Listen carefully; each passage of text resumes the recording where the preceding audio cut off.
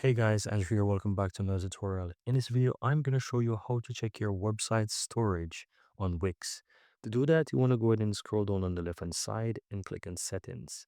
Under your settings, you want to go ahead and look for where it says manage storage. You can find it in the list like this, and you can click and manage storage. Right here is where you'll be able to see your website storage. So you'll see how much storage is on your account, and depending on your account, you will have a certain storage. So as you can see, I'm on a free account right here, and I have a maximum of 500 megabytes. And let's say I upgrade, I'll be able to have more storage for my website. So I'm going to click on upgrade right here, and I'm going to show you what you have. So for example, the Business Elite, you have unlimited storage. For the business, you have 100 gig, core 50 gigabytes, and of course for the Lite, you have 2 gigs.